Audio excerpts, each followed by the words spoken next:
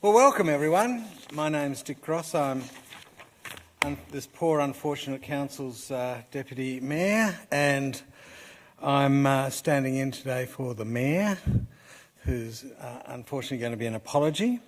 So I declare this meeting of the Planning Committee for the City of Port Phillip open, and I welcome members of the public who are here tonight. You look a lovely bunch. The City of Port Phillip respectfully acknowledges the Yalukit clan of the Boonwurrung. We pay our respects to their elders past, present and emerging. We acknowledge and uphold their continuing relationship with this land. Council has a local law which basically determines how this meeting's going to be conducted. There is a time allocated in tonight's agenda for public question time. During public question time, members of the public can ask specific questions on planning matters other than those relating to a topic that is on the agenda tonight, so it's limited to planning matters. There's also an opportunity for members of the public to ask a question and or make a comment on a specific item on tonight's agenda. This will be done prior to the committee considering the item. Members of the public are asked to only ask specific questions and shall not provide any statements or contextual comments during that question. Consequently, the official minutes of the meeting will only record the question asked and any response given. The number of questions that a member of the public can ask will be at the discretion of the chairperson, moi. If you wish to ask a question or speak to a report, please complete the blue form with Murray outside that's available at the table just outside the chamber and hand it to a staff member. Now, I encourage you to limit your comments to 3 minutes. And please, whatever you do, don't repeat something that's already been said. By all means, say, I agree with what the previous speaker said on this point, and then please move on. There are no extra points for repetition. Please note that this committee can only address questions and deal with items that's within its delegation, that is, planning matters. The decisions of this committee are final and can be acted upon. Now, please note that all council meetings are now live streamed. We've got a large and growing audience. Live streaming and recording allows the community to watch and listen to meetings in real time, providing greater access to council decision-making and debate. And we hope that it improves our transparency and openness. The live stream's open and available on the council's website, and the recording of this meeting will also be available to view a few days after on the council's website, or if you're particularly tragic, the YouTube channel. The cameras will film and record councillors at this meeting. However, care is taken not to film or record images of the members of the public. But if a member of the public asks a question or makes a comment about an agenda item, then they will not be filmed, but their voice will be heard in the live stream and recorded and subsequently published. Please note, in accordance with Council's local law, that this meeting cannot be filmed or audio taped unless permission is granted by the Chair. So, here endeth the first lesson. So, apologies. Councillors, do we have any apologies? Councillor Voss. Thanks very much, Councillor Bond. Councillor Simic. Councillor Simic. Would someone like to move the acceptance of those apologies? Moved Councillor Pearl, second Councillor Baxter. I have difficulty remembering your surnames. I'll now put the motion. All those in favour? Declare it carried. Minutes of the previous meetings. Agenda item 2. There are no minutes that require confirming, as the previous Planning Committee meeting minutes were held on the 6th of December 2017 have been previously confirmed by Council. Declarations of conflict of interest. Does any councillor have a conflict of interest in a matter being discussed at tonight's meeting? Agenda item 4, public question time. Councillors, we have a number of... we don't have any questions, do we? No questions. Okay, let's move on. Councillors, do you have any questions in relation to planning matters only? No. Agenda item 6. I'll now move on to the presentation of reports. Firstly, item 6.1. So we've received requests from 3 people to speak to this item. I'll begin with any objectors and then ask the applicant to speak last. I'll now call on Ms. Christina Kinst.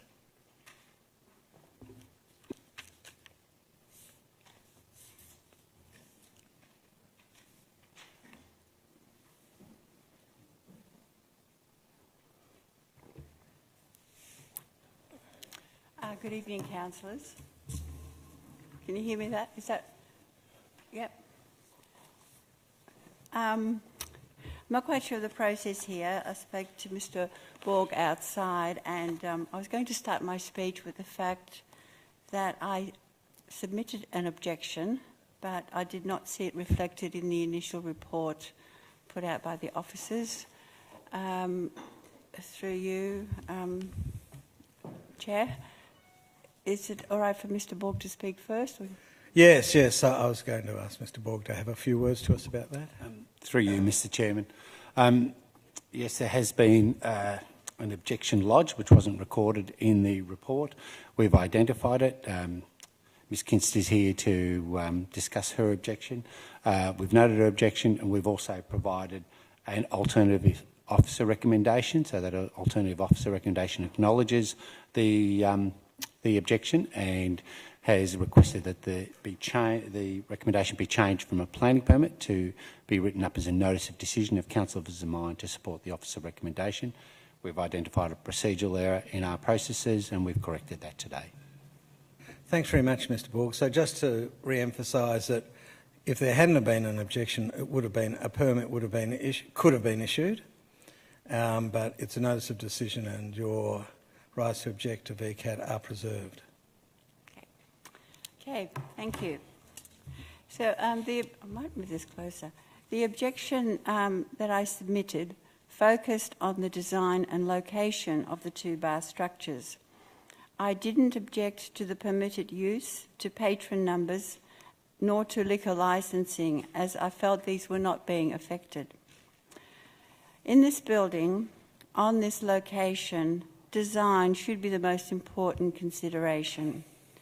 The Sea Baths sits in a heritage overlay, and as such, Clause 22.04 Heritage Policy requires design excellence from its structures. I argued in my submission that the current bar structures, which look like something a do-it-yourself dad may have knocked up on a Sunday afternoon after a visit to Bunnings, fall very short of design excellence. And on this point, the officers concur in their report.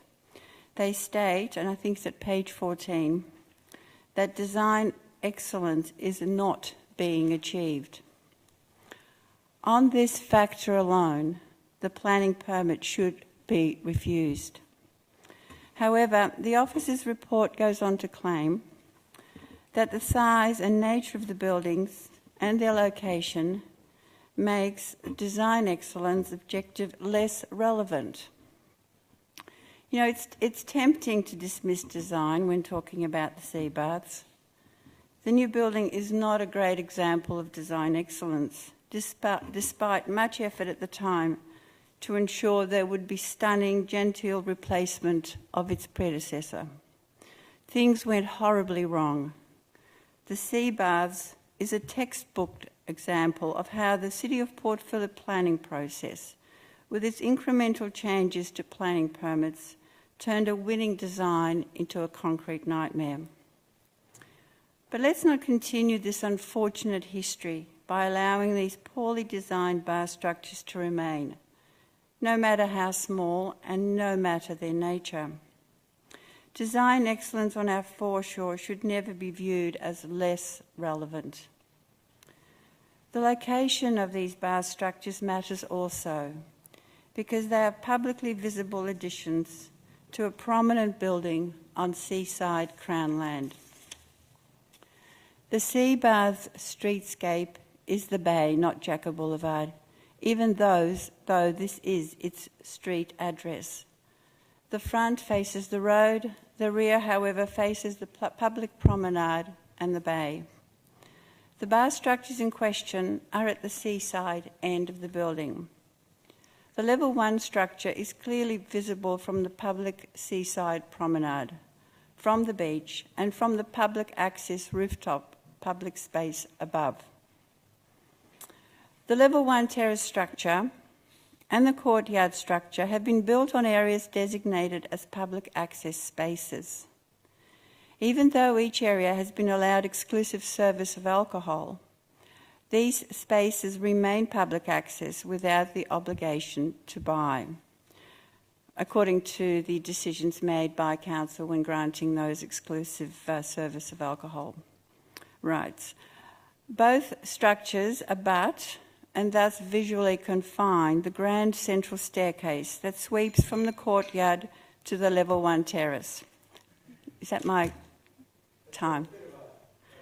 I'm nearly there. Okay. This staircase also provides public access to the observation deck, that is the rooftop, as explained in Council's guide to the St Kilda Foreshore Trail. I have a copy of it here, and I'd like to leave it with you.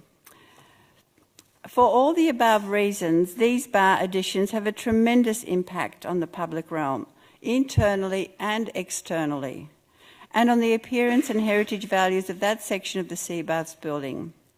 Their location demands design excellence. Their location also demands public benefit outcomes. The physical, permanent presence of these structures reduces public access space within the building.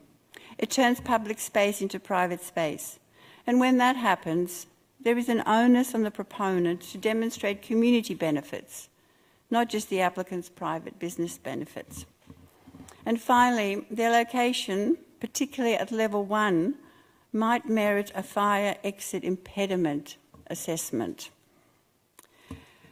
So the application, with its poor design and lack of demonstrable public benefit, does not merit a planning permit. I urge you to think of a new recommendation which would refuse the planning permit on the grounds that design excellence is not being achieved.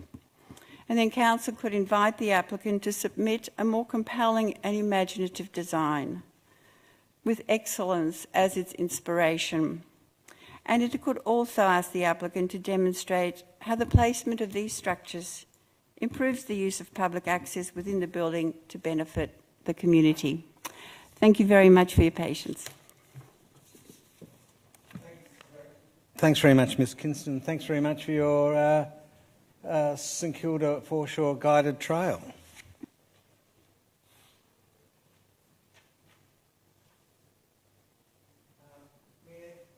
Mietta Gleeson.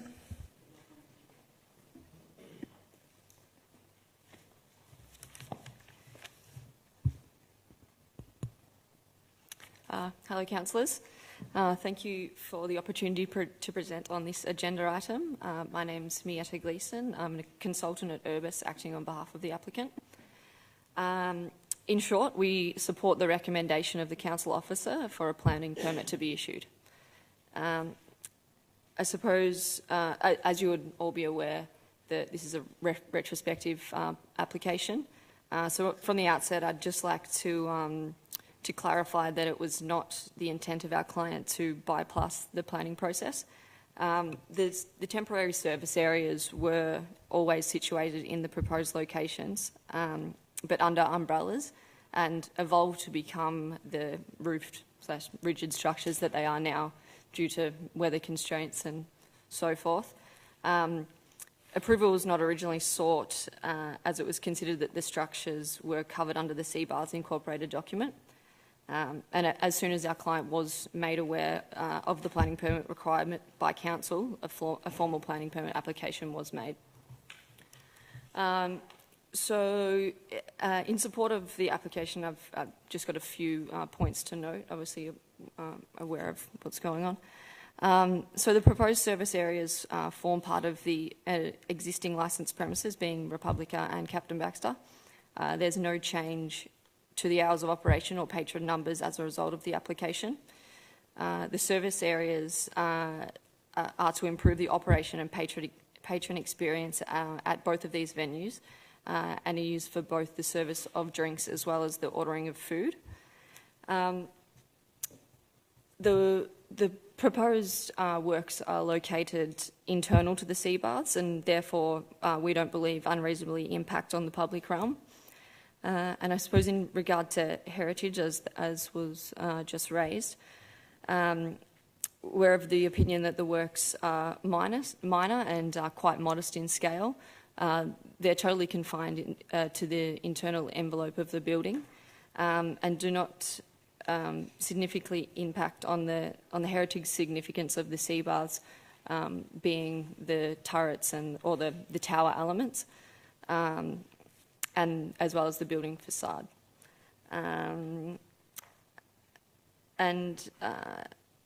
Views to these areas are also not restricted by the bars. So on that basis, we respectfully request that the recommendation of the officer is supported. Thanks. Thanks very much, Ms. Gleeson. Travis Atkins, can I ask you to say your name and suburb? I neglected to ask that of... Travis Atkins, St Kilda. Thank you for the opportunity to speak, councillors. I'm not going to talk specifically about planning. I am not the applicant in this situation either. However, I just want to talk about the sea bars as a whole. The sea bars comes under some very complex planning rules and incorporated document, which we're trying to operate as best we can within.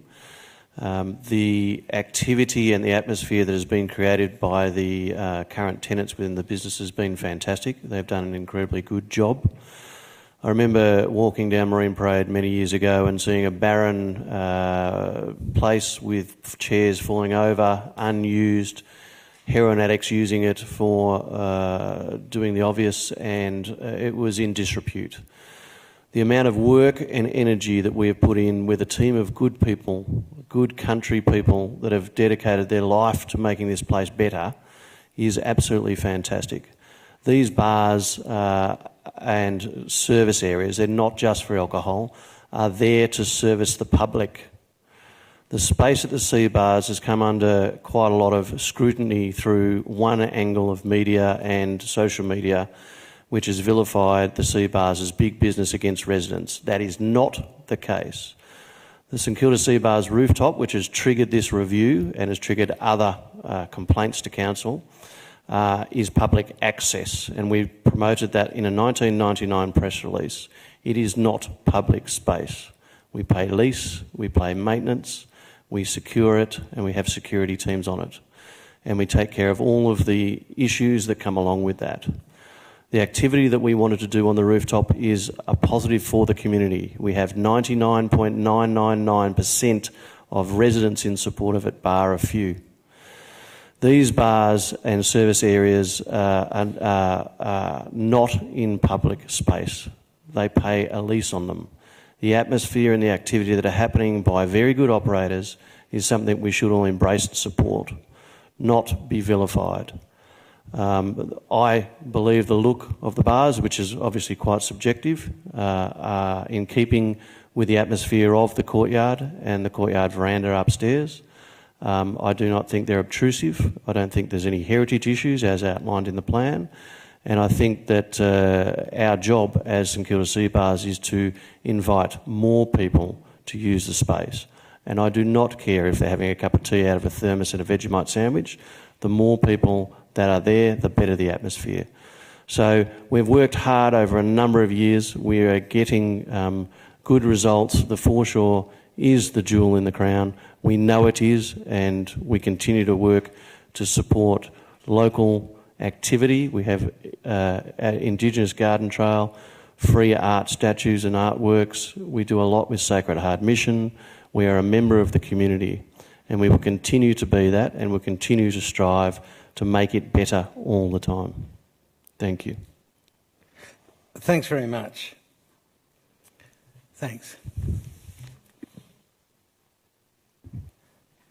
Councillors, are there any questions of the officers? Councillor Brand. Can I just have it clarified who are the applicants exactly?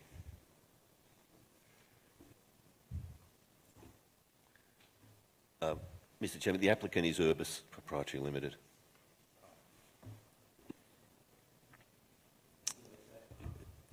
Does it indicate who they are acting on behalf of? Do we need to know those things or not? Do we ever get to know those things as the responsible authority?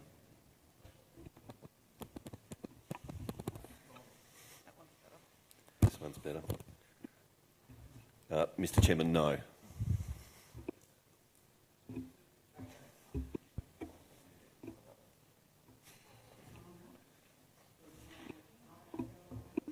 All right, now we are. I was just wondering, I just wanted to clarify, so the space in which these servery areas are contained, it's not open public space, so it's only accessible via entering Captain Baxter or the centre of the sea baths, and so legally the people that are responsible for those areas are the two businesses, either Republica or Captain Baxter. Through you, Madam Chair. Madam Chair. Mr Chairman.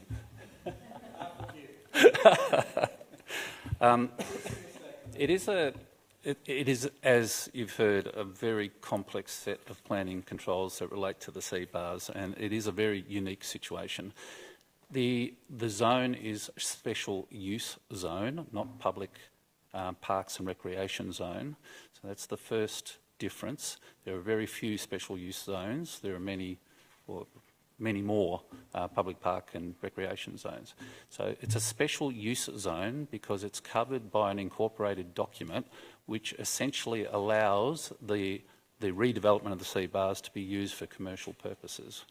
And those commercial purposes are described in the incorporated document, and they include a whole range of things, including the sea bars, obviously, which is a commercial operation, but also many eating and drinking establishments. And the incorporated document would seem to allow also liquor licensing.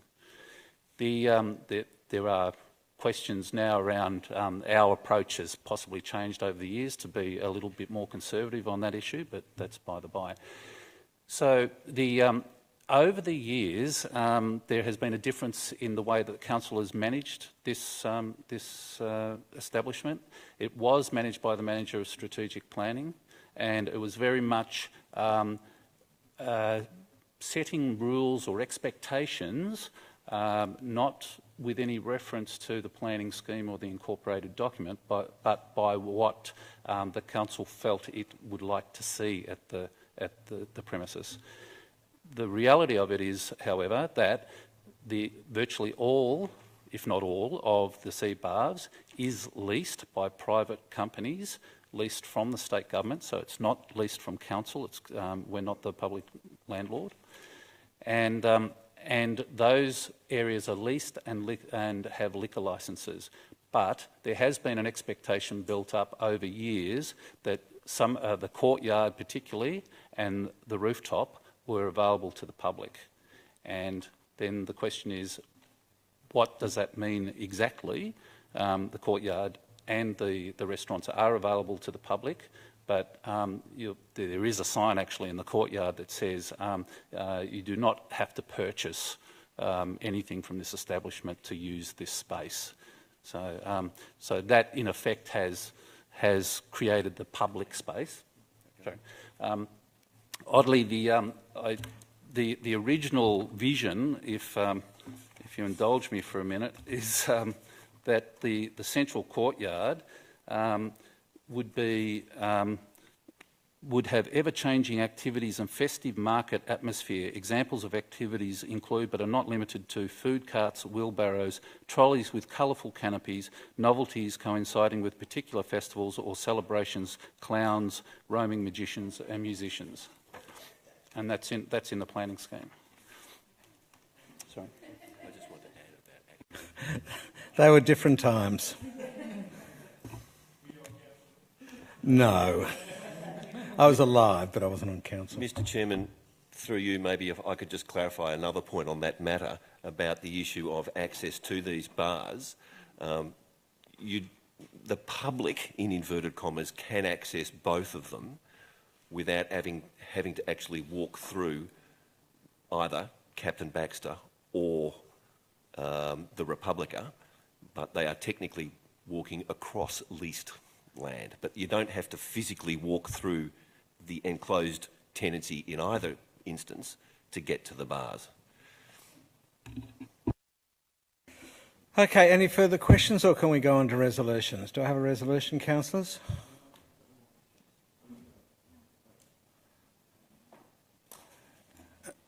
Yep. And the point of this question is? The point of this question is, I want to ask officers, when we are considering whether we would vote to issue a permit on this, is the appropriate measure in this case, in the case of a retrospective application, whether we would have approved this application had it not been yet built? Is that and if that is the appropriate way that we should be looking at it, is that the only thing that we should be looking at, or is there an aspect of retrospectivity which changes what our fundamental criteria should be? Mr Chair, an applicant shouldn't gain an advantage by making a retrospective application over an application. So you treat a retrospective application as you would any other application. Obviously, you get the benefit of seeing the end product, but that shouldn't be an advantage.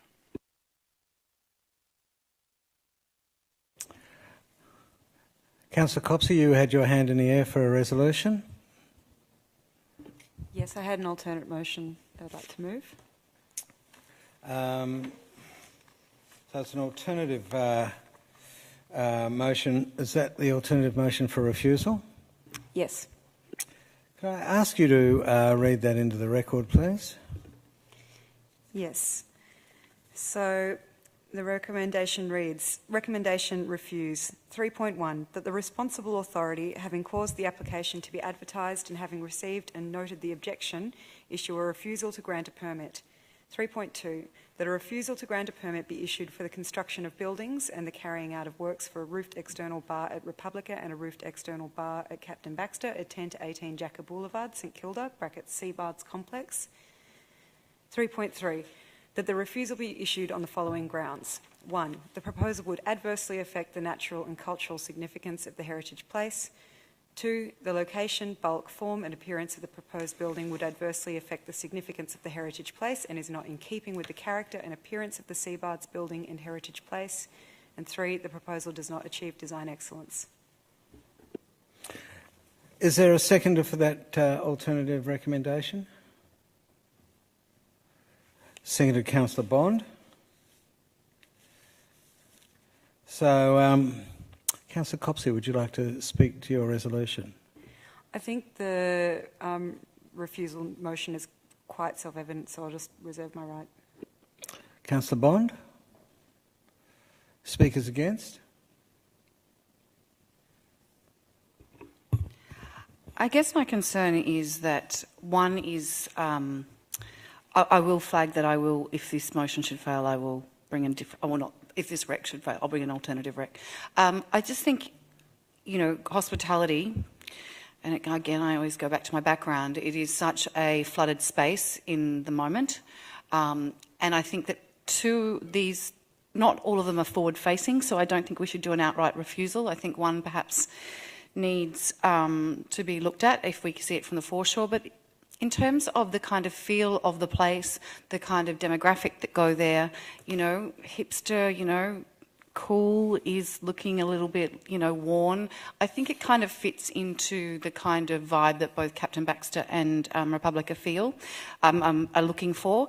I don't think that they're overly, I don't know what design excellence perhaps that we could bring to a little servery and perhaps would be out of place in regard to the rest of the building. So I will be bringing an alternative rec if this should fail. Thanks very much, Councillor Crawford. Any other speakers? Councillor Band? I'm not sure which way I'm going to vote on this, but if it goes down, I would certainly also be foreshadowing an alternative motion. May I just say, I think you have to speak either to the motion or against the motion. I am speaking It's not an invitation to extemporise.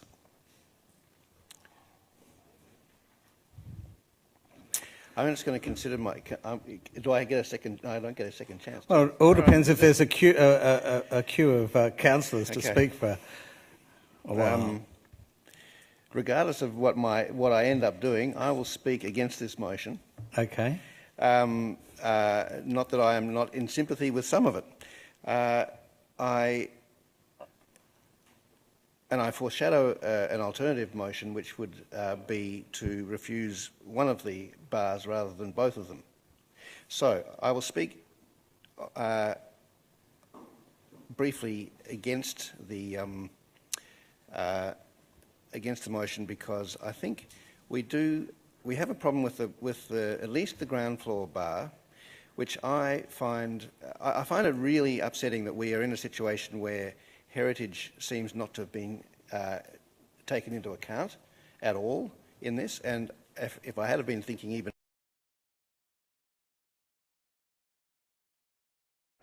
no internal to the heritage officer on this, when it seems to be about the only actual grounds for our refusal in the first place.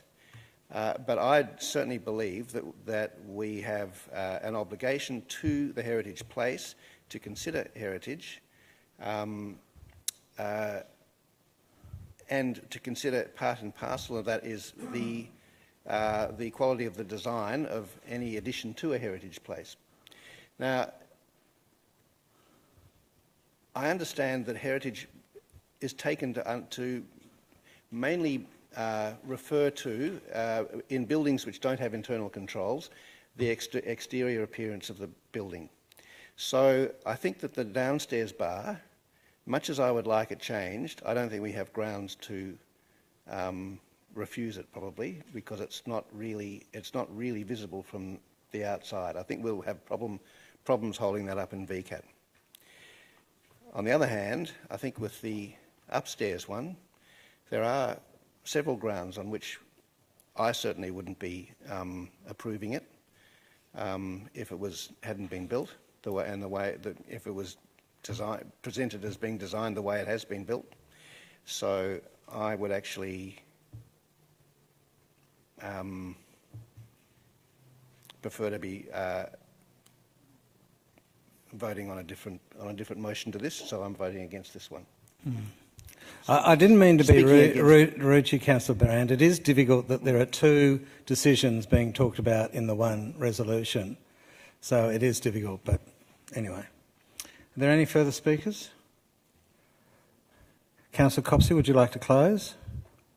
Oh, sorry. Oh, sorry, Councillor Paul. I'm going to vote against this also for the same reasons. I don't need to repeat what Councillor Brand has just said, but I don't like the design of either of them, but particularly the downstairs one I particularly don't like.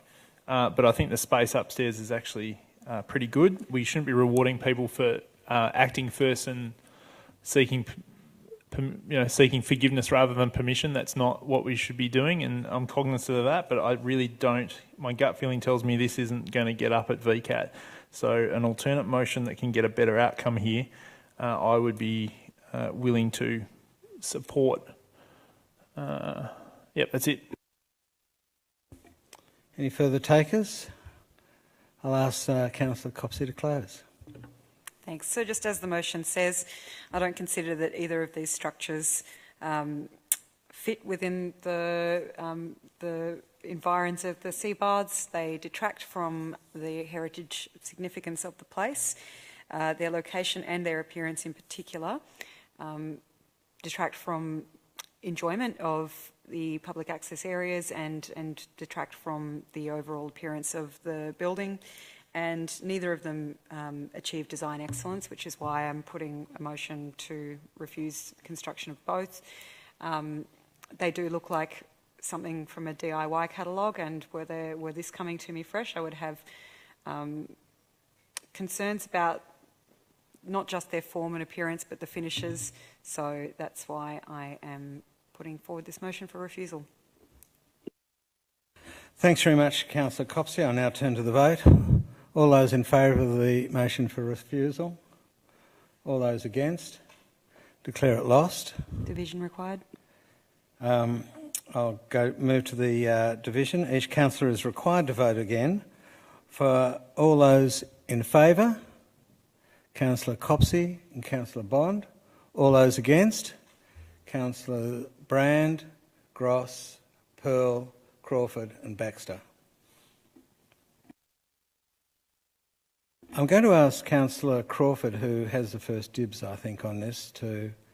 I think David and my alt-rec, I was going to support that one because I wasn't sure where you were going. It's the one for either deleting one. Is that the one you were going to support? The alt-rec that you were looking to do is the one where we delete the top and keep the bottom? Yep. So that is the recommendation. Would you like me to read through it? I would, Chair? Councillor Crawford, and that'd be great. So it's, do I need to read the entire one out or just the alteration? I'm actually happy with the alterations. If you're confident about the alterations from the officer's rec. Well, it really is just the alteration, and correct me if I'm wrong, is to 3.3.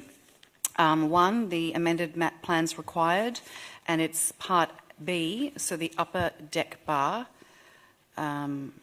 related to the Captain Baxter tenancy be deleted. So we will accept the notice of decision for the planning permit for the bottom structure, but not the top. Is that sufficient certainty for you, Mr. Borg? Or do I need to read the whole thing out? No, I think that's sufficient. It's also on the screen. It's on the screen now. So that's been moved. Councillor Crawford, do I have a seconder for that resolution? Councillor Brand? Councillor Crawford? I'm just following on from what I mentioned before. I think that although we need to consider heritage, the building itself has a certain style, and I don't think that these structures, well, the bottom one is far from the kind of feel and design and decor that Captain Baxter and Republica are going for. We've got AstroTurf and things like that, so I don't think that it is far from the realm of what it already looks like, and especially in the border at the lower level where we cannot see it from the public realm. The upper one, I do agree that because it is visual, I can't even speak. It's been a very long day at filming. It is able to be sighted from the beach side. I think that we could go for something a little more with design excellence. And I just think they're doing a great job there, so I don't think that we need to punish them, especially on a structure that is internally focused. Thanks, Councillor Crawford. Councillor Brand, you've mentioned many of these issues. I'd be voting for this for several reasons that each need to be spelt out.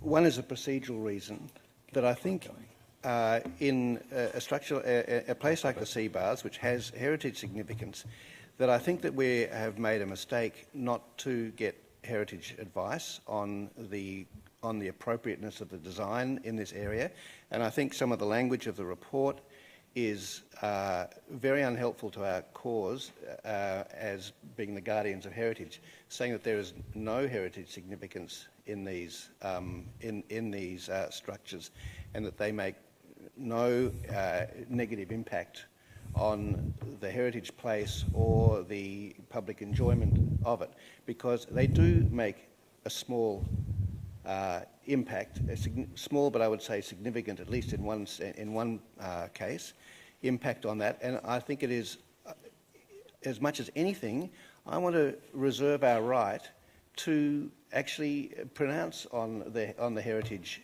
significance, the heritage impact, and not just give it away as it's saying there's none, it's irrelevant, we have no concern here at all. It might not be significant enough to make us want to refuse it, but it is something which we have a place in talking about, and we have a need for advice on, and I think it should affect our judgment on what we approve. Now that applies to both the upstairs bar and the downstairs bar, and any other alteration that might happen in the future in the courtyard or in the Sea Bars building itself or around it. The reason why I've separated them is on sort of a couple of line ball calls. One is that I think that it's very hard to, it'll be too hard to enforce our heritage interest in VCAT because it is technically an internal building, an interior control that we would be looking for, and we don't have heritage control, internal heritage control at the Sea Bars. Even though it's an outdoor space, it's more like an indoor room without a roof. So I think we're sort of a bit stuck there, even though we would like to have that. I think it's difficult there. On the upstairs one, it is actually visible on the outside of the building. It actually forms part of the facade of the building in that sense. So I think that in that particular sort of issue, I think that the heritage influence over this building, over these two bars, is different from one to the other. I think also, and this is a real line ball call, that the downstairs bar is slightly better built and slightly better designed than the other one, and the things that I find really egregious about the upstairs one don't really apply to the downstairs one. So, you know, I think that's why I'm leaving that go.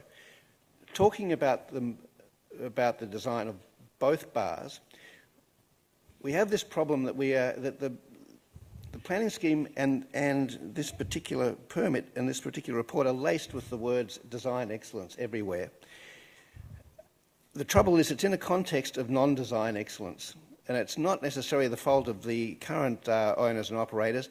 This building was a complete failure in design excellence, and it's a tragedy that it was, and it remains so. So we're judging something. Not a small thing can destroy something beautiful. Something which is not that great, it's harder to say that it's going to be really destroyed by two little bars that aren't that great. But there is certainly there's a demand that the design of anything in this place, at least to some degree, approaches good design. 4 minutes. Yep, I don't think these are, and I don't think either of these happen. When you look at the upstairs bar, just taking them together, I've just got to make these two more points. Sorry. Are we dealing with the ideal of what the Sea Baths should be, in which case additions to it should be aiming to serve what it could and should be, or are we dealing with what the reality is, which is something which is a bit harder to spoil by being mediocre itself in the bar design? I'm afraid that we're probably in that realm, but I still think that there is a demand for good design. When you look at the upstairs bar, the visible structure of it is made out of timber joists, timber studs, painted only later in the piece when they had to be, joined together with raw galvanised gang nails. It is in no way well designed. It is absolutely just banged together. Good design does not mean fancy and expensive design, but it does actually mean thoughtful and appropriate design. They are both of the bars are placed in and amongst the staircase that leads up to the rooftop, which should have been the most romantic and exciting sort of public spectacle of people going up and down these stairs as though it was in a Casbah or the Medina in North Africa somewhere. That's the aim of the place. They clearly are sitting there like garden sheds without having making any contribution to that. So they're not being excellent in their contribution. They are being, at least they're dark and recessive, I suppose. The worst thing that really annoys me is in the upstairs one is the exposed white plumbing.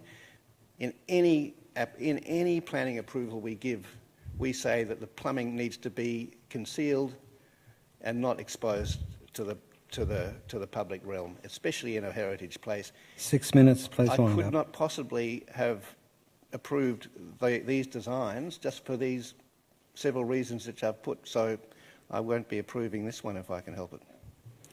Thanks very much, Councillor Brand. Speakers against the motion? Speak for, okay. I'll be very brief. You always say that, and yet sometimes aren't. Much less so than some other councillors. But two things. One, I'm Councillor Baxter, not Captain Baxter, and have no relationship with them whatsoever. The other is that, yes, I think that this is a good... basically, everything that Councillor Brand said about the way design has evolved, to use one of the member of the public's words there, is basically led us to come into this alternative recommendation, and I support it.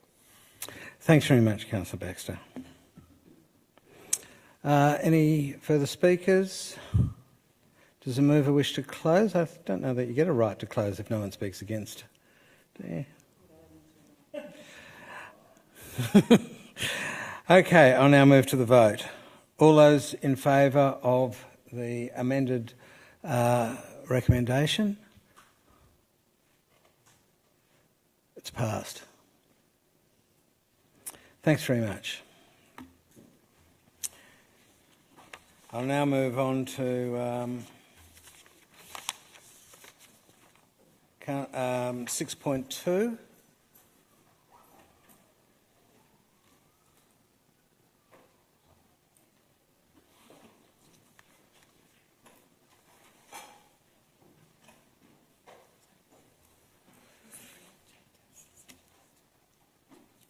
Great. Okay, 8 Palmerston Crescent, South Melbourne. We'll turn to the objectors. Can I just remind everyone again, please no repetition and 3 minutes. Bruce Freshwater.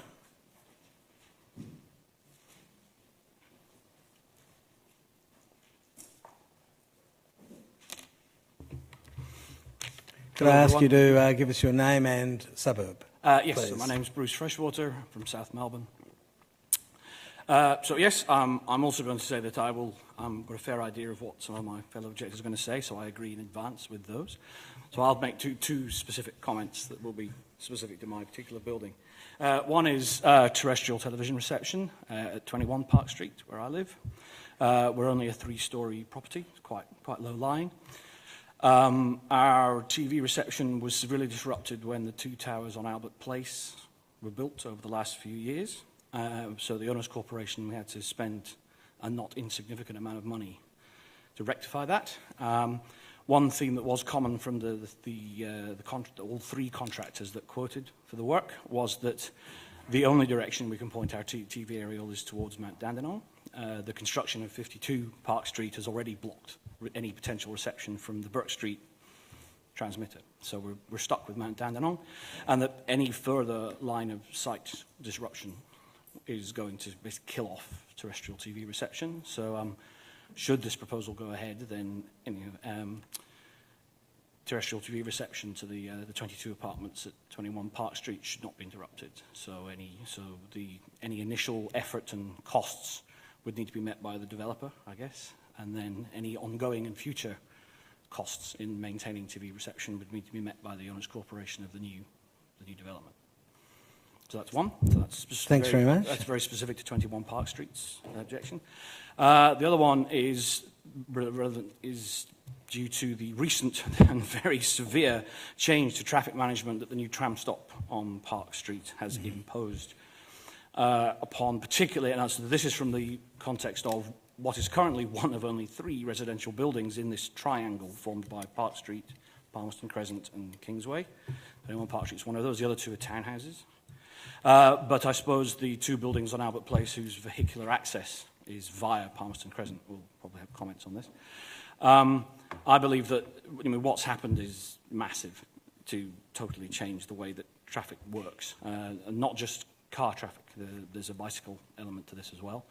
I believe that now all previous observations and assumptions about the availability of street parking are essentially invalid because of 20-odd car parking places on Park Street are now gone. So anecdotally, already I can see more cars on Wells, Bank Streets, Palmerston, Crescent, Cobden Street already overnight, presumably from other developments like 52 Park Street that don't have enough parking anyway. So I believe any prior assumptions and observations made about that. So that, to me, underlines the need for any development here to have a loading bay and off-street visitors parking and that kind of thing, so that can't be reduced. And provide enough parking for its residents. And then there's the traffic movement angle as well, specifically the closure of that intersection for traffic to flow in a northbound direction from Palmerston Place into Wells Street. That's now a left turn only, forcing traffic in a sort of southwesterly direction back towards Kingsway. That's also pretty huge, something I'm quite angry about. Metro have just bulldozed that in without very little consultation. It almost feels like we're amputated from our immediate locality, from our nearest small supermarket, which is the Sturt Street IGA. That we can't get to that easily, and also the numerous sort of takeaways and restaurants that now exist in that sort of wedge between Park Street and the city, between Kingsway and Sturt Street and St Kilda Road. That's where our local services are. And I'm not saying that people would drive there and back, because they're only a few minutes walk, but it's the ability to drive to them on your way somewhere else, to pick up a bottle of wine on the way to visit friends elsewhere. That's all gone. So I believe that, any kind of assumptions and observations about traffic flow need to be basically go back to the drawing board.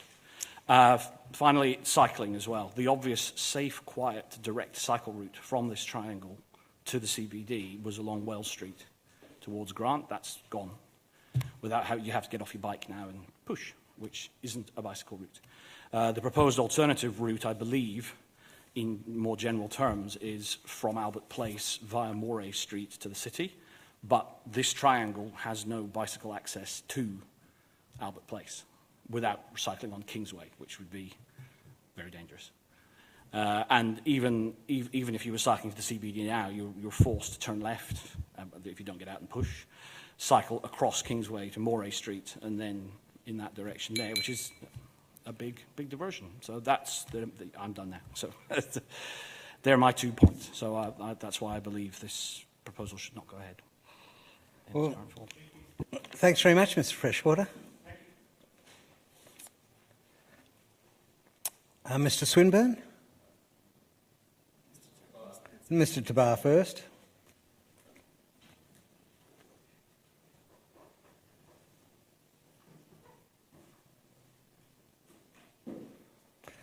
You know the drill, Mr. Tabard. Name and suburb, please. John Tabard, St Kilda Road, Melbourne.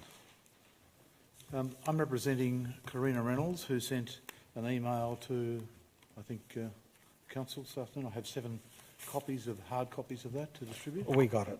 You got it. Okay. I'm also representing myself, so does that give me 3 No. minutes times 2? I'll work for you. Always. So, Karina has made it clear in her email that the parking access as designed for this building off Miller's Lane, which is a 5-metre wide street, one way, with a 1 pedestrian side footpath. That's been somewhat compromised by the approval of 33 Park Street, which is on the western boundary of this lane. And it has been approved with an access directly off Miller's Lane and out again off Miller's Lane. So it's almost, not quite, a little bit staggered, but almost directly opposite the double access way to the car park proposed for 8 Palmerston. So therefore, and it can only be accessed in one direction from Park Street and then left into, across in the photographs you may have seen, a very difficult curb into Miller's Lane. Also, Miller's Lane is the lane that has been slated as a mid-block link as part of a pedestrian network, as part of a master plan that's proposed for this sub-precinct 2. This would add all of the traffic from 8 Palmerston to that. 8 Palmerston has 4 street frontages. The options, I understand the desire to have access to car parks off rear lanes as a matter of course. However, this rear lane has some high value to the community at large as a pedestrian link, still with one-way traffic. At 5 metres, that's all it can really do. It also happens to line up with the pedestrian access to the new super stop finished 2 weeks ago. So therefore, the potential to cross Park Street at that point as part of the network we're talking about would all work very well. So that's the car park entrance. It's in the wrong place. It should be on another side of the building, and there are 3 other choices. The traffic route is the next issue. That as a result of the super stop and the changes for Metro, if you're proceeding north along Palmerston Crescent, you can only turn left at Park Street. You can't turn right, you can't go straight ahead. So therefore, people entering this building from wherever they come from are going to have to, off Kingsway, go left into Palmerston, left into Park, left into Millers Lane, when they could go straight up Palmerston and into the building via, give me the street names right, either Palmerston or it's called Kings Lane, I think. Is that right? Yeah. So, you know, there are many options. So thinking this through, we are very confused. The next issue is visitor car parking, and I also sent an email to a number of councillors in the last 24 hours quoting some evidence of VCAT which was presented today on another project, but pointing out that visitor parking, we support the green parking policy, traffic policy of the council. However, when you have 80%, 4,400 new apartments to be developed on 22 sites, of which 13 are already travelling through, 5 have been approved and whatever, some are at VCAT. You know, this is going to have 9,000 new residents in the area, and residents are going to lose 699 car spaces. And let me explain. The 13 to 21 Palmerston car park was sold a year ago with a planning permit for a 60-metre residential tower. It will go off the market with 179 spaces. In Bank Street, the next largest public parking space, it was sold a little over a year ago without a planning permit, but with a promotion for a potential 60-metre site. It was being purchased by an owner who has let the office spaces go to non-use. It simply uses a car park while we guess he's preparing his permit. He's been to several of our meetings. So therefore, I think it is, and I understand the support around council for limiting visitor parking, but we have put to council, and I think they've now agreed at officer level to review the parking policy with respect to this sub-precinct.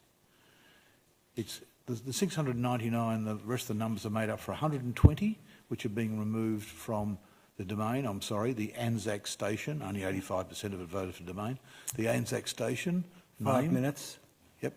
And the remaining 26 have gone from Park Street as part of the super stop. That adds up to 699 spaces less. Every application in this precinct from now on needs to have the scale of visitor parking, no discounts for the policy, and every developer must be made to do that. And every time we go to VCAT, we fight a delegate's report saying 1 space when there was supposed to be 11. It's a disaster. We live here, our tradies, our carers, our family need access to visitor car parking spaces. Thanks very much, Mr. DeBarter. Thank you.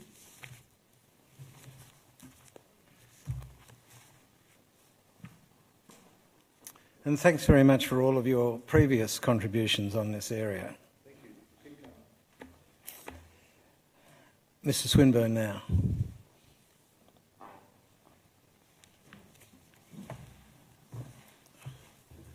Mr. Chairman and councillors, I'm George Swinburne.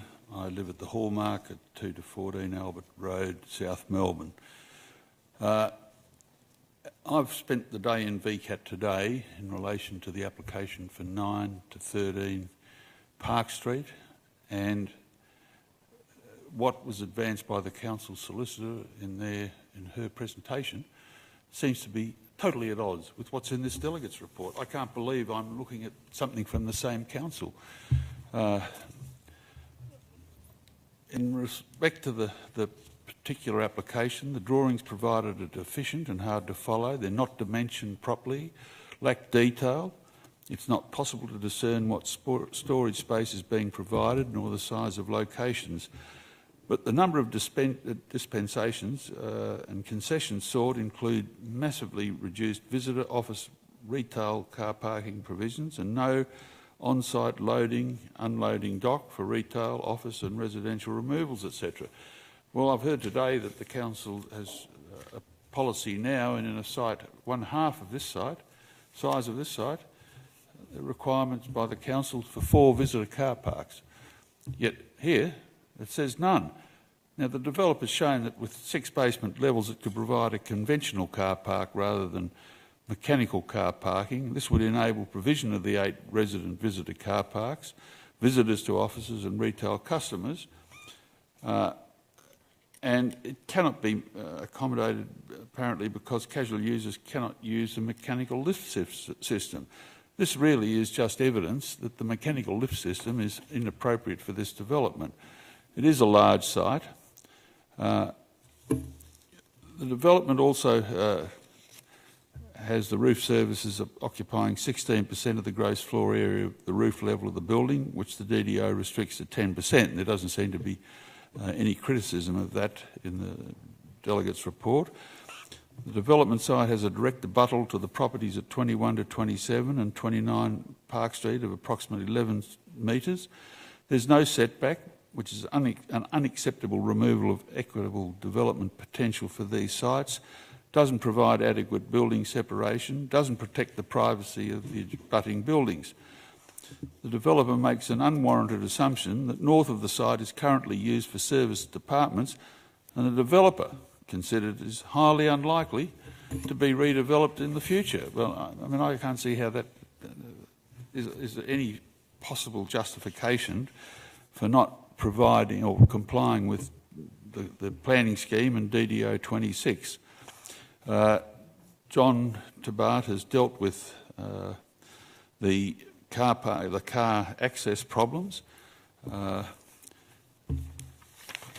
Particularly, there's no evidence the developer has considered the City of Port Phillip Access Plan 2013-2018.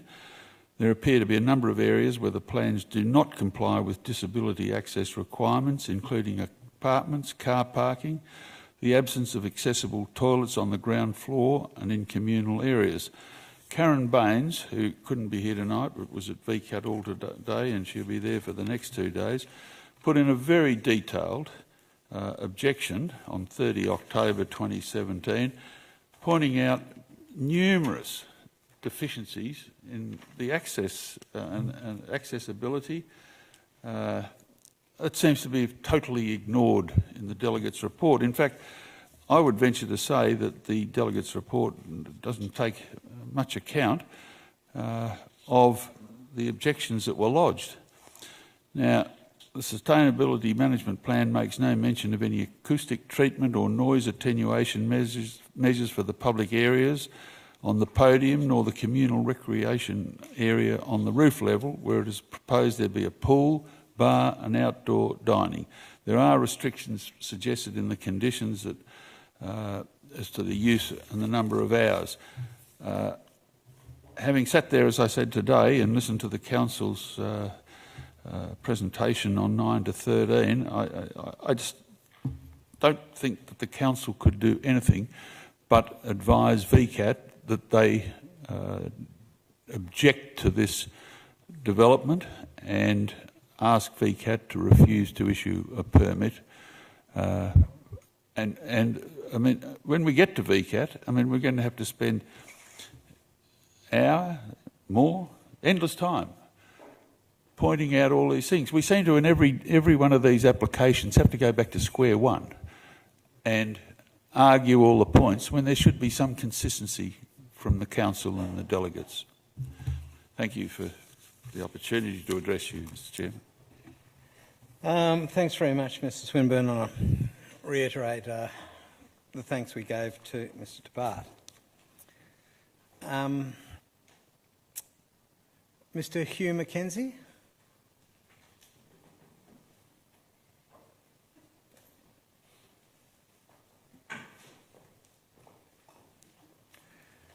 Mr. Mackenzie, could I ask you to state your name and a suburb, please? Thanks, sir. Pardon me. This is on? Yep. Thanks very much, Deputy Mayor Cross and councillors, for the opportunity to speak. My name is Hugh Mackenzie and suburb is South Yarra. I'm here on behalf of my organisation, Pro-Urban, in my capacity as a town planner and as the applicant's representative for the permit application. I might jump straight into responding to some of the issues that have been raised by the objectors. Dealing with Mr. Freshwater's comments, first of all, I think his first comment was in relation to the TV reception. I did try to reach out to Mr. Freshwater to discuss the concerns. We've also had someone look into this issue. They've confirmed that that particular property would obtain its television from the Dandenong Tower. The subject site is directly south of that particular property. The Dandenong Tower is almost directly east of Mr. Freshwater's property. There is a second tower that could also be used, is in South Yarra. Again, we're not actually proposing built form direct line of sight of that tower. I've got some maps here that I'm happy to provide the council, taken from the My Switch Australian Government website, confirms where the location of all the towers on the subject site. In relation to the second point, the traffic management and tram stop, our traffic impact assessment prepared by Traffic's Group has considered the new stop and its implications on the subject site and the surrounding area. Each of the items brought up by Mr. Freshwater have been dealt with as part of that report. I also note Council has safeguarded itself in terms of access from Millers Lane through the inclusion of a condition requiring a plan demonstrating compliance, demonstrating access.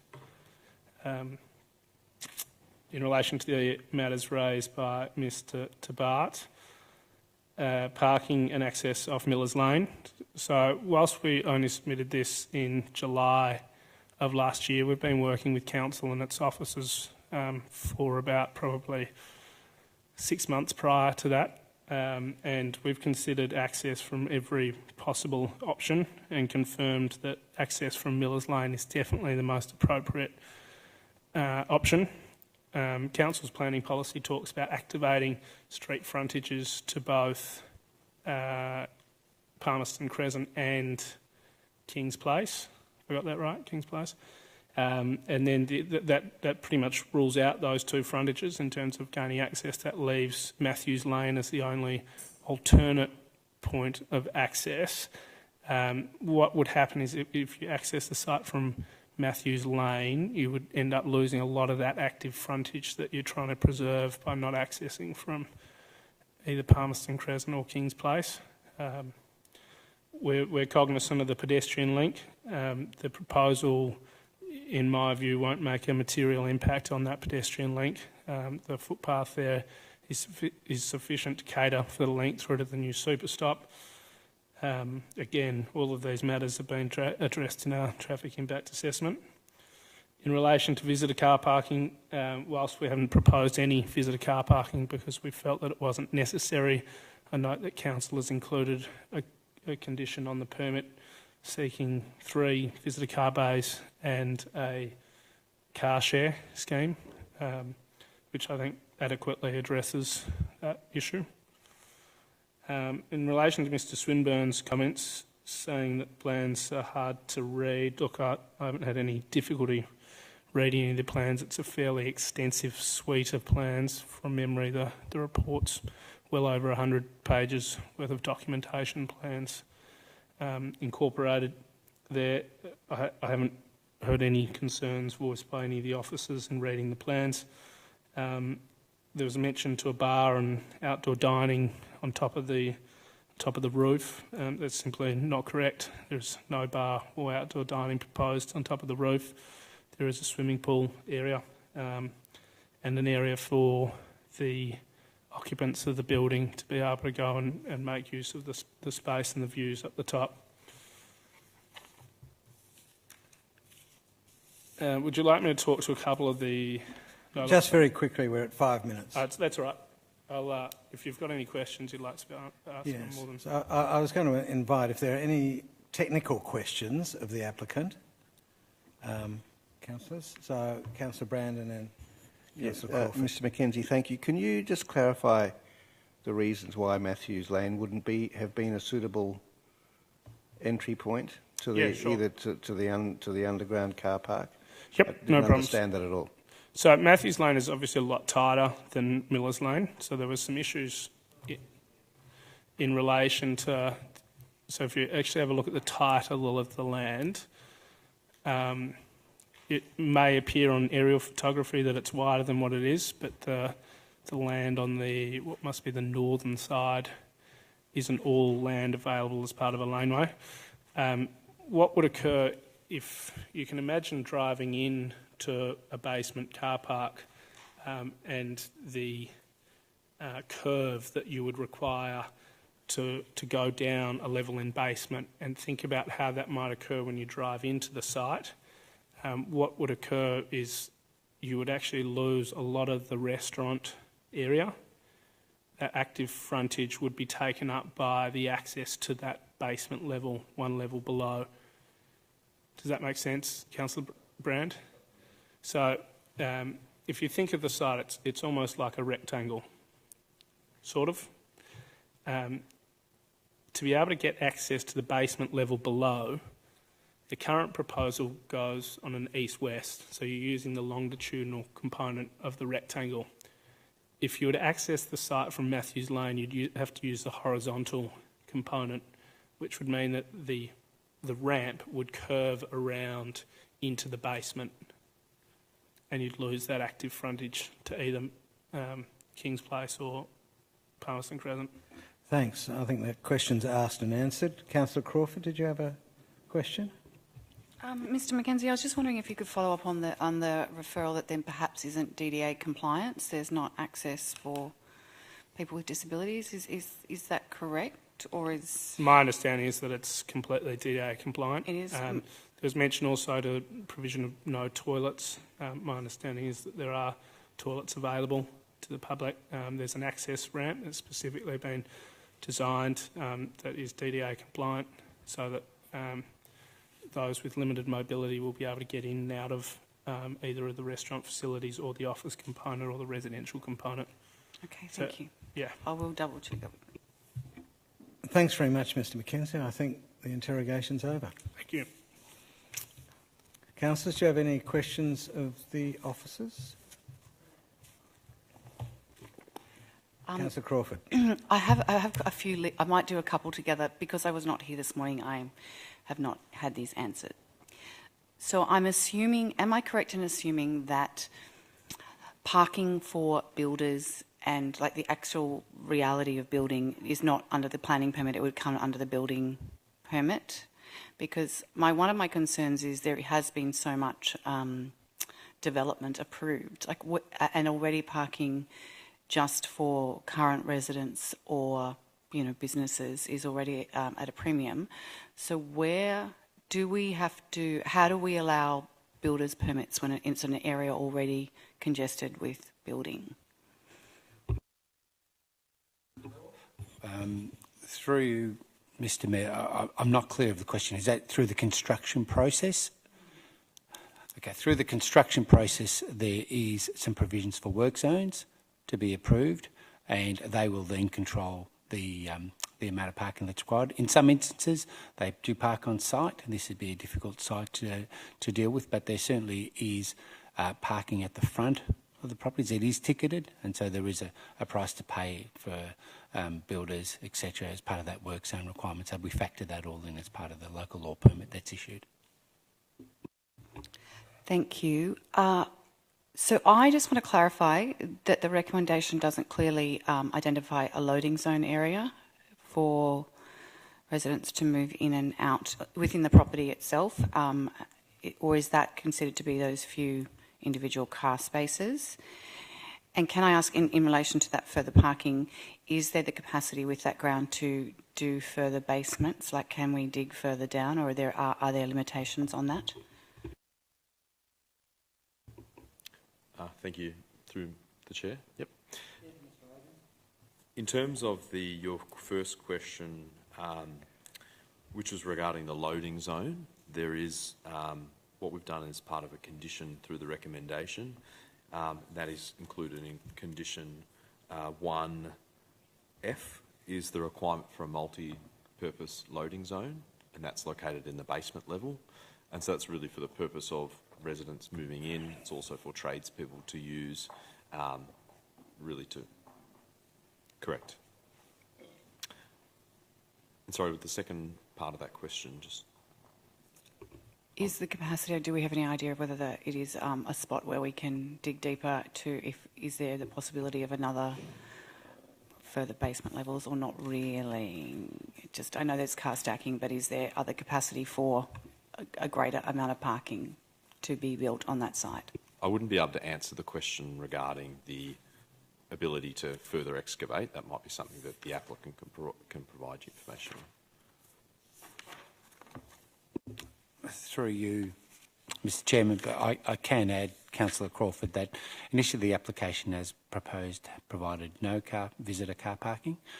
There are conditions here at condition E, 1E, looking at requiring 3 additional visitor spaces to be provided, and also a car share provision to be provided as well, car share space within.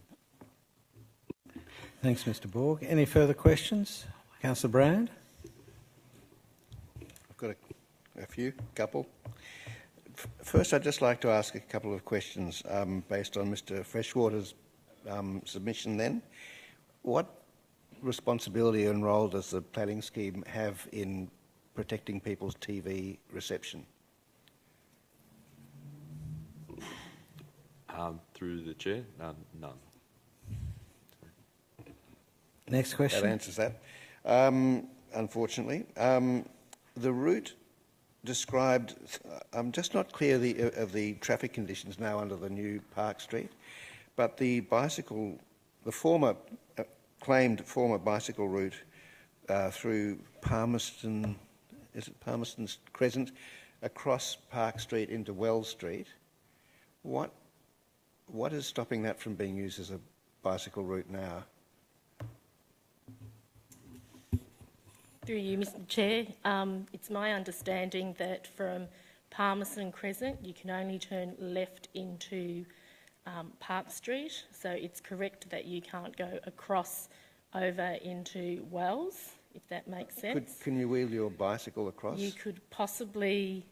it's pretty dangerous. You'd probably need to get off your bike and walk across, or you would divert and turn left into Park and go down Park Street through Kings and into South Melbourne that way. More dangerous than riding into King Street? Through you, Mr Chairman. Also, you could also actually walk your bike over the super stop to get to the other side, which, as I understand, is where the extended bike lane is going to go to. Okay.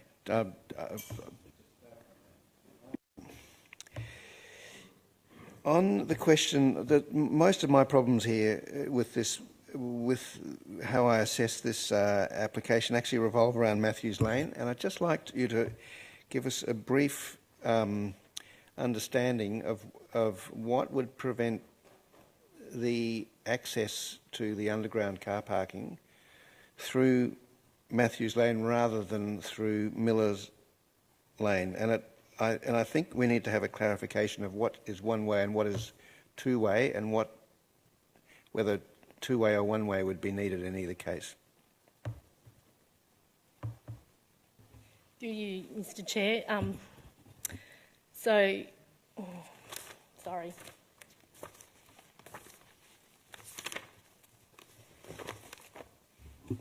So this is an island site. Matthews Lane is approximately 4 metres wide, and it's my understanding the engineering of getting down into the basement from Matthews Lane, it's not wide enough. So you actually drive down Matthews Lane and you'd have to veer down into the ramp, whereas coming from Millers Lane, you're turning left into Park Street. It is one way. It is a shared lane, so you share the lane with both pedestrians because there's a footpath on either side and a single vehicle. And coming from Millers Lane into the site, there's the depth of the site from Millers Lane and you can get down into the ramp. We don't encourage access from Palmerston Crescent because of the activation.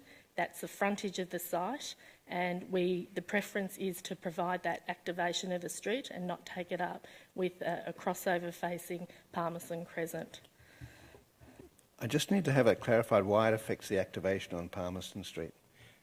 Are you saying are you saying that Matthews Lane would have to be substantially widened, and therefore you're eating into the thing, or I don't understand. If it's not that, I don't understand it. No. It's back of house. So you're encouraging access from the back of house, and the site is back of house from Millers Lane. So you're encouraging the services, you're encouraging the access from the back of the site. We wouldn't be encouraging it from Palmerston Crescent, and the DDO policy talks about activation, it talks about design, and so that's why we would be encouraging it from back of house.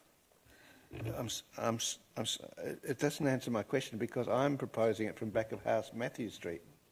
Through you, Mr Chair, just as the applicant spoke earlier about the access from Matthews Lane, when we were looking at the original design of the proposal, there was, I guess, a schematic shown to us in terms of, we suggested whether or not Matthews Lane could be an alternative to provide the access.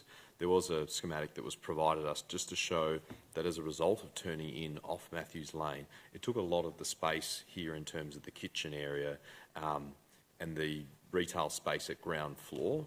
And I guess to clarify, that meant that you were losing a lot of that active space at that ground level.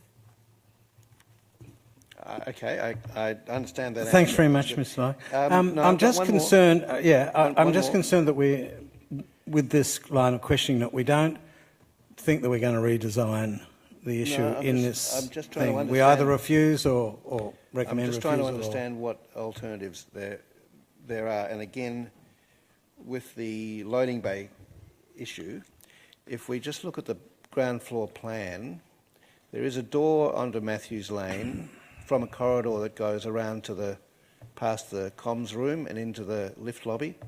Is that a suitable place to load and unload furniture? Would that corridor be wide enough? Would that configuration be acceptable?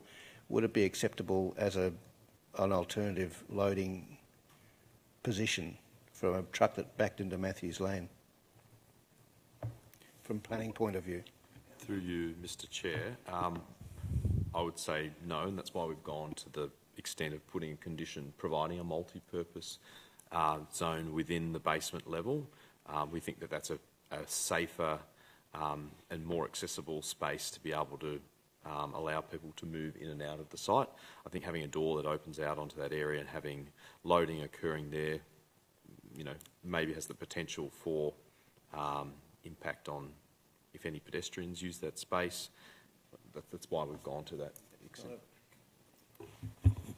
Can I add to that, Mr Chairman? Can I add to that there is also, across the road, there are two loading bays, a double loading bay in front of this property on the Palmerston Crescent frontage, which would also be available. More difficult, absolutely, because you could cross the road with furniture, but not impossible. But it is available. But we've tried to encourage that this loading occur on site. We think that is the most appropriate outcome. Okay. Any further questions, or can we go to resolutions? Okay, resolutions. Councillor Bond. I'd like to move an alternate recommendation to refuse. May I ask you to read it into the record, please? 14.1, that the responsible authority having caused the application to be advertised and having received and noted the objections advised VCAT that, had it been the responsible authority for determination of the application, would have issued a refusal to grant a planning permit for the construction of a building and the carrying out of works for a multi-storey building containing dwellings, the use of the land for office, food and drink premises, cafe and restaurants, and a reduction of car parking requirements at number 8 Palmerston Crescent, South Melbourne. 14.2, that the refusal be issued on the following grounds. The proposal is inconsistent with the design objectives and requirements of the Design and Development Overlay Schedule 26, particularly in relation to setbacks and podium heights of Clause 43.02, Design and Development Overlay for the Port Phillip Planning Scheme. 2, the proposed development would fail to provide adequate on-site car parking and loading-unloading facilities in accordance with Clause 52.06 car parking and Clause 43.02 Design and Development Overlay, respectively, of the City Port Phillip Planning Scheme. Thanks very much, Councillor Bond. Do I have a seconder for that? Seconded, Councillor Pearl. Councillor Bond? Look, overall, this is a really good quality building. You look at the rest of the building, and you've probably got that quite right. There's just some little things down in the bottom which I'm not happy with, and they're very important things. The positives with this building, it's all 3 and 2 bedroom apartments, which is fairly unique for an application we get in this area. We are pleased to see that in an application. Usually it's tiny little 1 bedroom apartments, and you haven't got any of those. Good sized office component. I think I've been on council for coming up to 6 years now.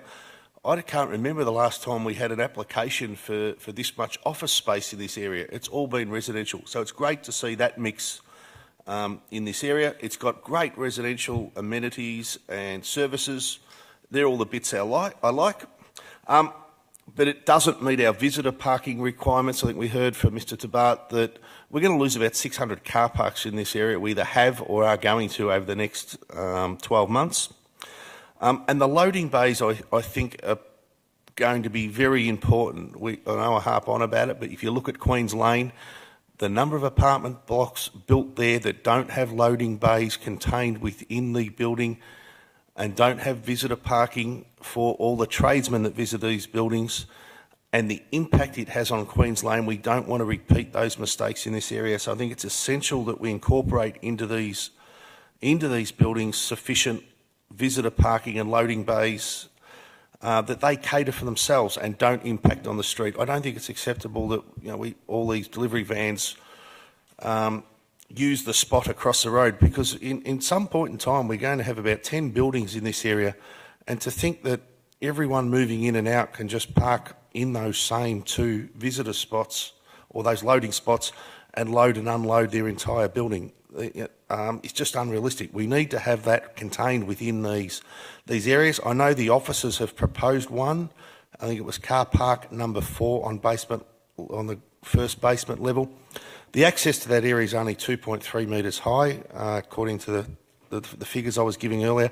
A standard delivery van's about 3.5 metres tall, so it can't access the loading bay we're proposing. So we need incorporate into these areas decent sized loading bays so that a standard delivery van, we're not talking oversized trucks, a standard delivery van can actually park there off the street and not impact the surrounding residents while the loading and unloading takes place.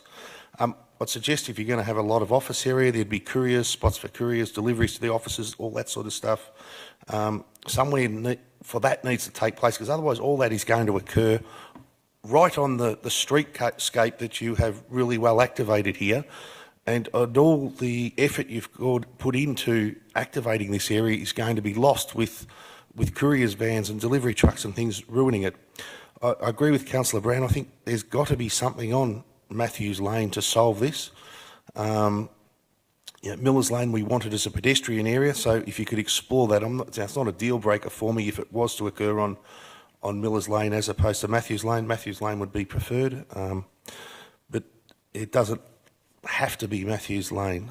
So for those reasons, I think we're close, but we're still not not right, and I think we need to get these applications right in this area, because if we allow a little bit in each of these areas to get away with something, we're going to have another Queen's Lane disaster on our hands in 10 years' time when we've got 15 or 20 of these completed buildings in this area, all having a cumulative impact on all these streets. So for those reasons, I think we should oppose this, but as I said, we are very close. Thanks, Councillor Bond. Councillor Pearl. To the applicant, you're probably sitting here wondering why we're fussing over what could be perceived as quite small things, but they're quite fundamental to the area in the long term. The design of your building is good, and I like it generally speaking, but the issues we're facing further down St Kilda Road, because these issues weren't discussed and weren't seen by previous councils, are causing us all sorts of headaches and make the livability of that area, it's detracting from it substantially. So, which is why I'm happy to support this motion, to see if we can get some better outcomes either through the next stage of this process or potentially some amendments to it. That's to the applicant. Happy to see the building that's currently there being replaced, no doubt about that. Finally, just to thank the residents groups in terms of the many days and hours they spend at VCAT advocating on behalf of the community, and in many cases they often get better outcomes than we've proposed here. So happy to support Councillor Bond's recommendation or alternate recommendation.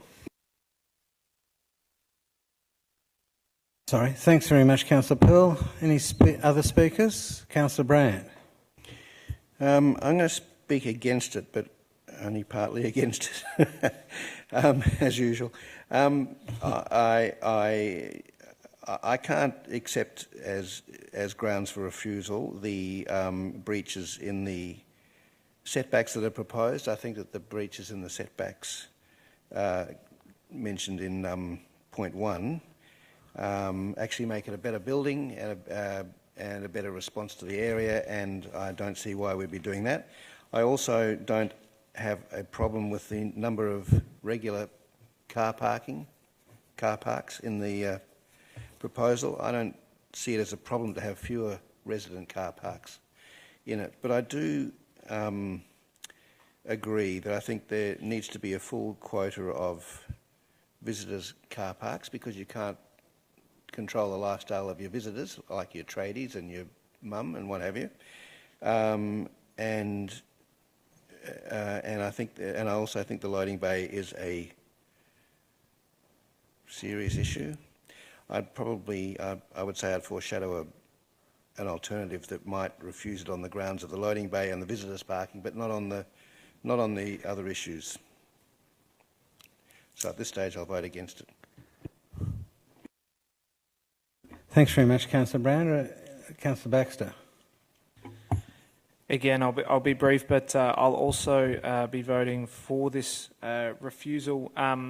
As Councillor Bond has said, there's actually quite a lot to like in this application, and I think that because this is quite a unique type of site, that actually means that we should be striving for really sort of excellence here, and I think that we're achieving quite a few of that in this application, quite a bit of that rather.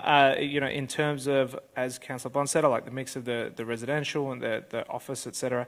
I do think that we can do better here, and that's why I'll be voting for a refusal. But I really think that this is the kind of site that really will help to make this area what it's going to be, and for that reason, it's very important what we do here. Thanks very much, Councillor Baxter. Look, I'm going to break a rule. I just want to have a quick word to Councillor Brand. You foreshadowed that you could cure this resolution with an amendment. Whilst Councillor Copsey speaks, could I get you to think about an amendment?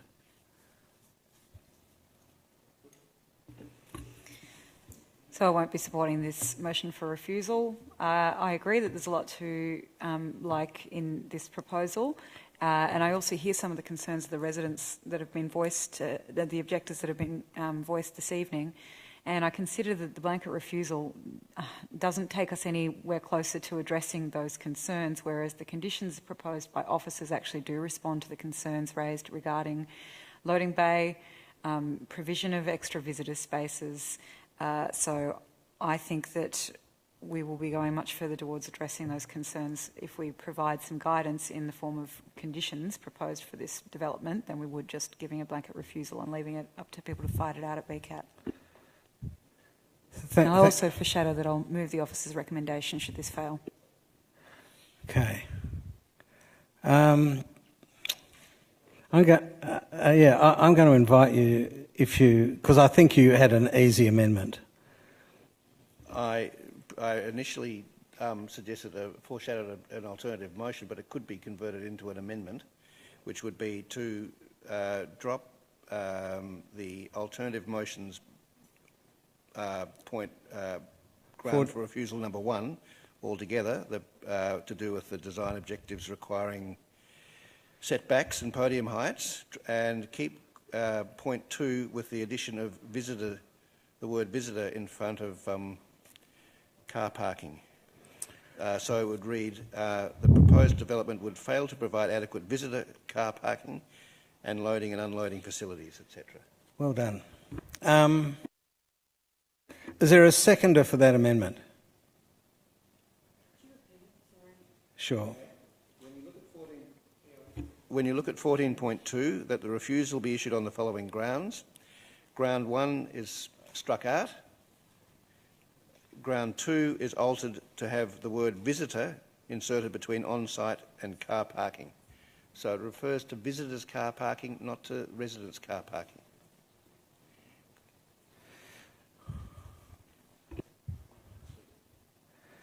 I'll just see if we have a seconder for that amendment. Well, sorry, I think I misled you. That lapses for want of a seconder. So we now move back to the substantive motion. It's we've had speakers. Is there any other speakers before I ask Councillor Bond to close? Councillor Crawford. I've been sitting here umming and ahhing. I will be speaking against this motion. I think we should go with the officer's recommendation if Councillor Copsey shall move it.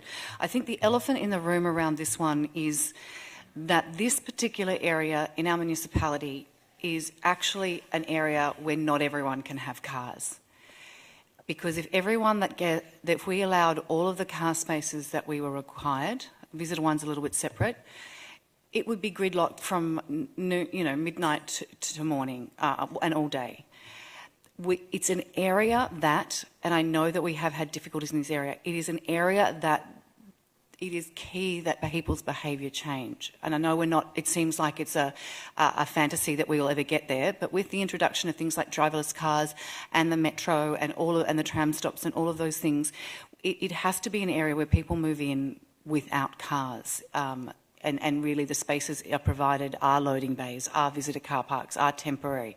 Because if everyone who currently lives there and all of the ones that we've approved or have been approved before us get cars and use them, that area will become unlivable. So I am actually thinking that there is a bigger policy, and I don't know where it happens, if it's here or state government, the conversation that we need to start actually looking at how do we change behaviour, not just because it hasn't met the requirements. So I am going to be, speaking against this refusal. Thanks very much, Councillor. Are there any further speakers? I think we're all done and dusted. Councillor Bond. I'll move to the vote. All those in favour of Councillor Bond's refusal? All those against? Sorry, that is lost. There is a foreshadowed resolution by Councillor Copsey, who has moved the officer's recommendation, and that's seconded by Councillor Crawford. Councillor Copsey, do you need to say anything much?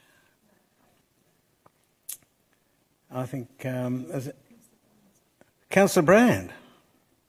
I also foreshadowed an alternative motion. Oh, sorry. Should that go down? Sorry? I did also foreshadow an alternative motion. You probably did. I can't remember. But whichever one of us spoke first would probably... Sorry?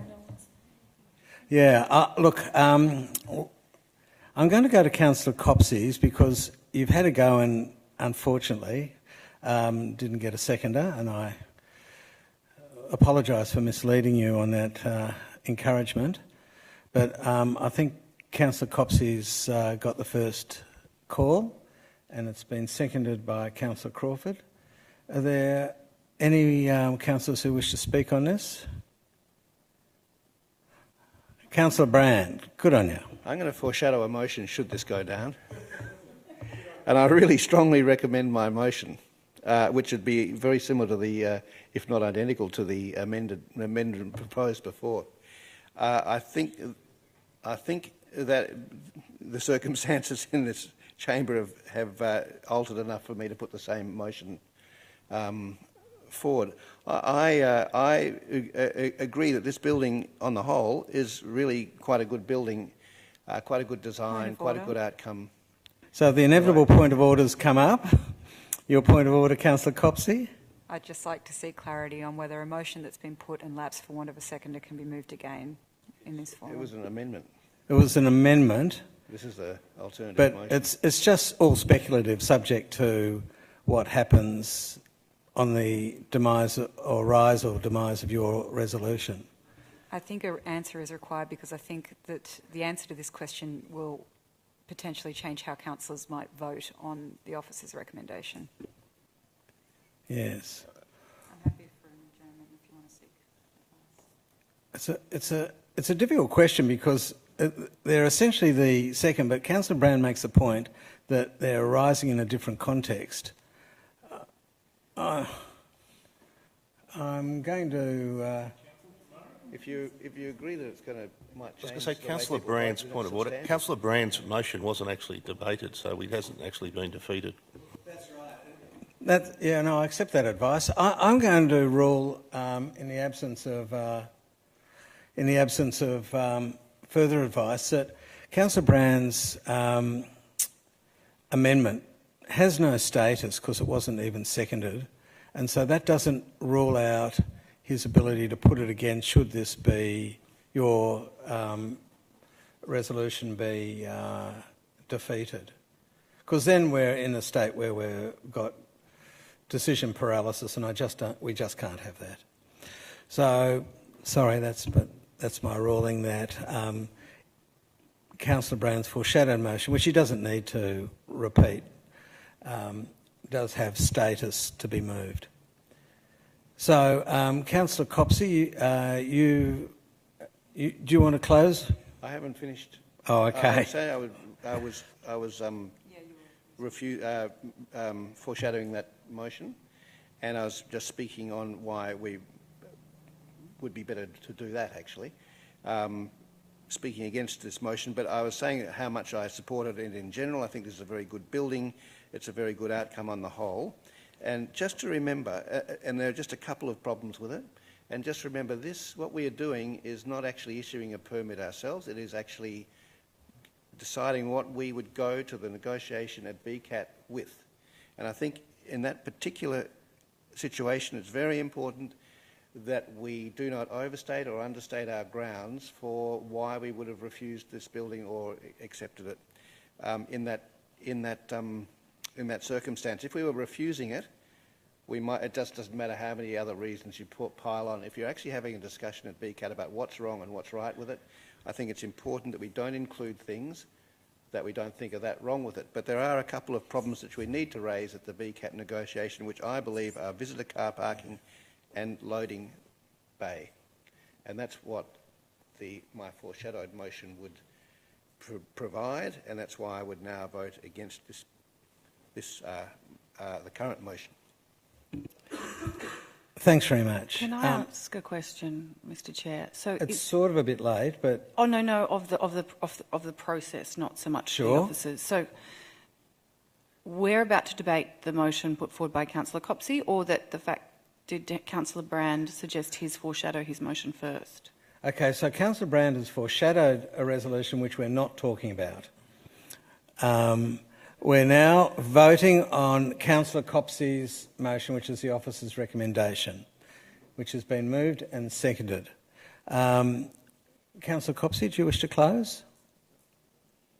And just to reiterate that in terms of taking into account the concerns that have been raised tonight, I think that the conditions proposed by officers are far more comprehensive than the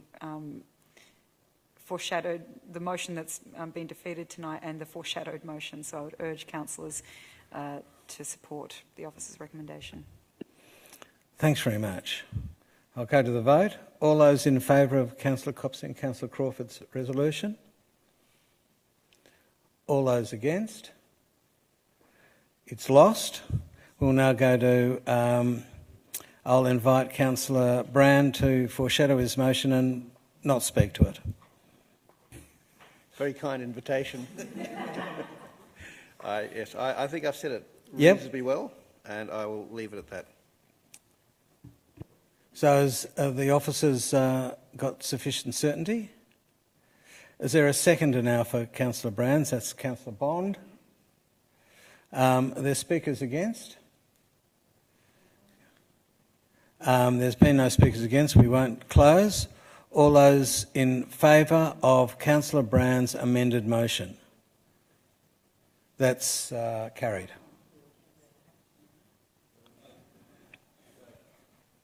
Okay, so that's been carried. It's a resolution which includes has one paragraph 14.21 deleted from it, and a slight change about visitor parking in paragraph 14.2.2.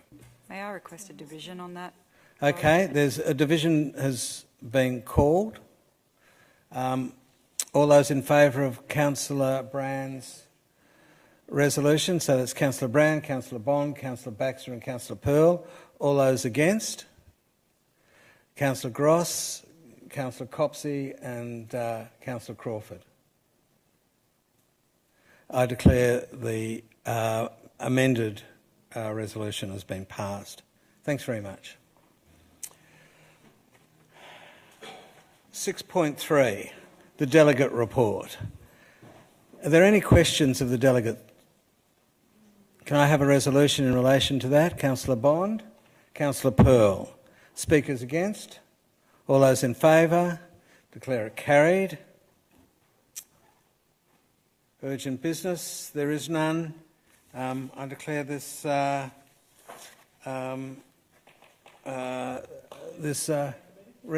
planning committee closed. Thanks very much.